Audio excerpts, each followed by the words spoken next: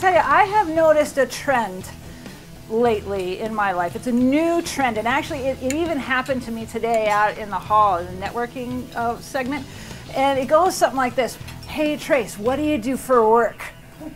And then I say, well, I'm a body language expert, and right then I get the same response from just about everyone.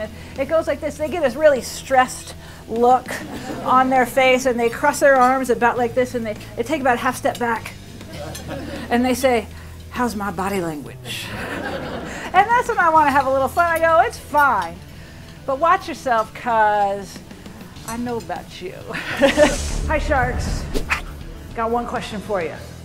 What do Chris Christie, Lance Armstrong, and Vladimir Putin have in common? They have me in common. I've been asked to interpret their body language on NBC, CBS, and Fox to tell the world what they're not saying. And I could do that for you too. And I think I will right now. So go ahead. Sharks free.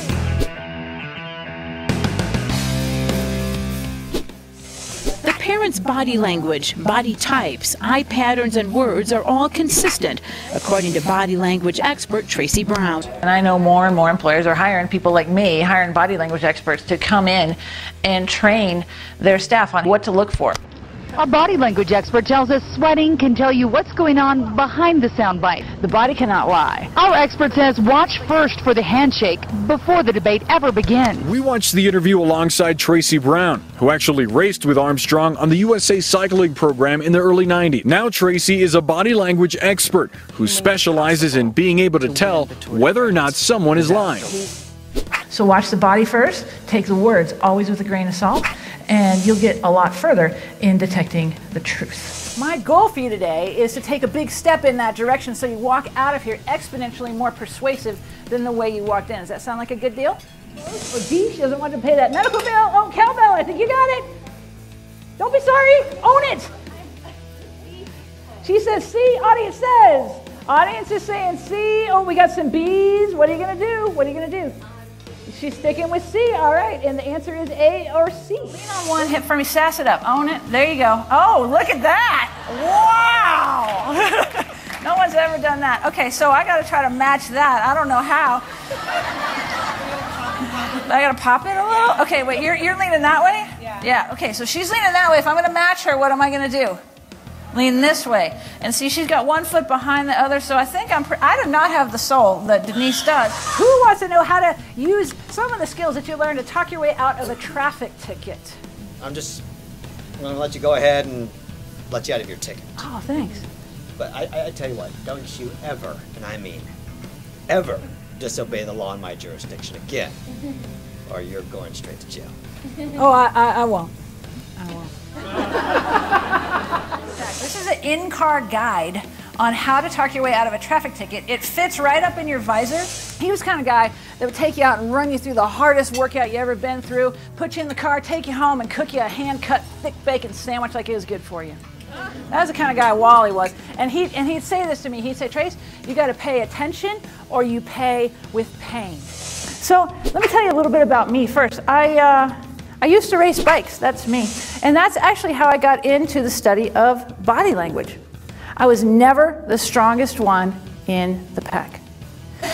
I started to be able to read my competition's body language and predict what they were gonna do so that I could know them better than they knew themselves and outsmart them. I went to Vail and I needed a day off from work. It's 2 hours, I just drove up there.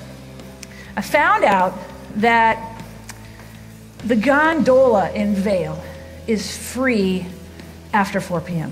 Ran up, got in, right as the door shut. I sit down, and I see the gondola really has 2 passengers. One hippie guy who'd taken full advantage of our new pot laws in Colorado. Full. He was smoked up. And I sit down, and there was his big dog was in there too, big dog. And so I said, you know, make a little conversation. I said, what's your dog's name? And he said, dude, it's not a dog. it's a wolf. But don't worry, he's trained. Had him about a week.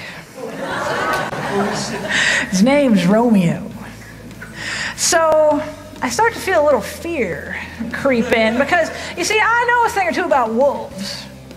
I've seen the Discovery Channel. And I know that wolves need about 10 square miles a day to roam or to be behind a fence, not in a tiny gondola with me with no way out. Now the hippie proceeds to pass out into his pot-induced coma. So really it's just me and Romeo. And then Romeo stands up, and he stands up, and we're about eye to eye. I mean, he's not a small animal. And I start to think, okay, what's the wolf's body language? I'm like, do I smile at him? And I go, well, wait, that's probably threatening. Do I offer him my hand and risk losing it? And I don't know his intent. You ever felt that way in a meeting? You ever been in that meeting with that proverbial wolf in a gondola where you don't know their intent? So this is when you want to use the tools that we've talked about. And it's one thing to know this. It's another thing to actually use it. So it's part of your daily life. It's part of your daily existence because results are going to change, and you don't need wolves breathing down your neck. Because this wolf was starting to sniff up my leg because I decided, okay, maybe I should just curl up into a ball and freeze, and maybe he won't see me. And so then I feel this huge movement, and I think that's it, I'm done. That was the movement of us pulling into the gondola station up top. Because, the whole gondola will move. The doors swing open. The hippie comes back to consciousness. He grabs Romeo by the necklace and takes him out. I'm trying to recover. And I get out of there as quick as I can.